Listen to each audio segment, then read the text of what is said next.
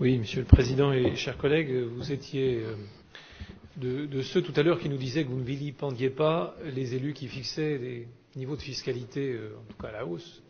Je veux redire de quelle manière est-ce que, il y a quelques années, nous avions été conduits à instaurer la taxe d'aménagement en 2012 et à fixer un niveau qui, à l'époque, avait fait l'objet de quelques remarques.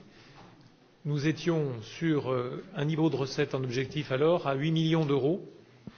Nous sommes aujourd'hui à plus de 10 millions de rendement.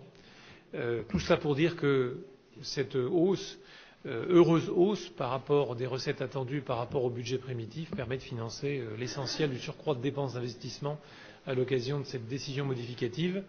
Et je trouve que c'est heureux. Mon deuxième point a trait à la signalétique autoroutière. Parce qu'il est dit là que les recettes sont décalées, tout comme le programme, me semble-t-il. J'aimerais pour ma part avoir quelques éléments d'explication. D'une part, les intercommunalités seront-elles en tant que telles informées de ce décalage, du décalage de ce plan?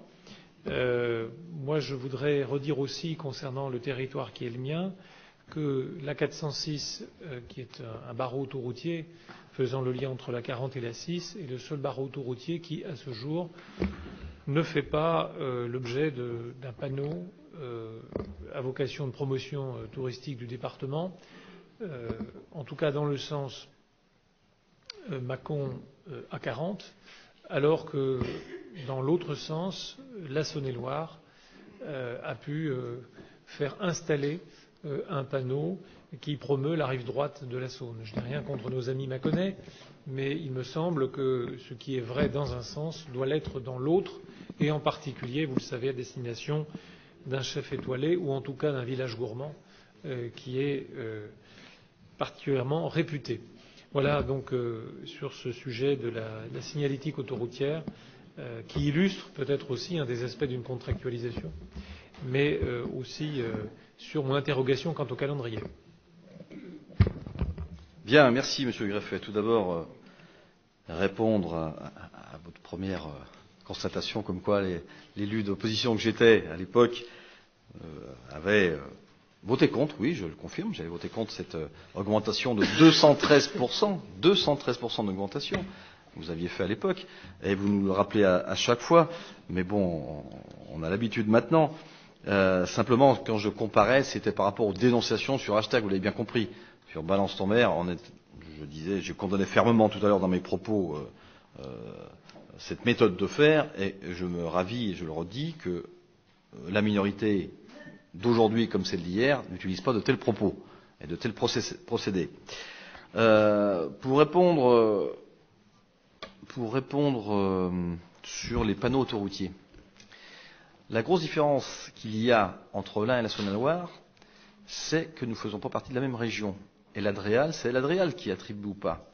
Et je m'en suis étonné, parce que c'est une autoroute que je prends assez souvent quand même, la Saône-et-Loire ou le prolongement jusqu'à la Côte d'Or, et j'ai bien remarqué, moi aussi, que l'on voit des panneaux avec plus de 3 lignes affichées, que l'on voit des panneaux suivis sur 300 mètres, 3 panneaux sur les 300-400 mètres qui suivent, alors que l'Adréal de notre région Auvergne-Rhône-Alpes nous l'interdit.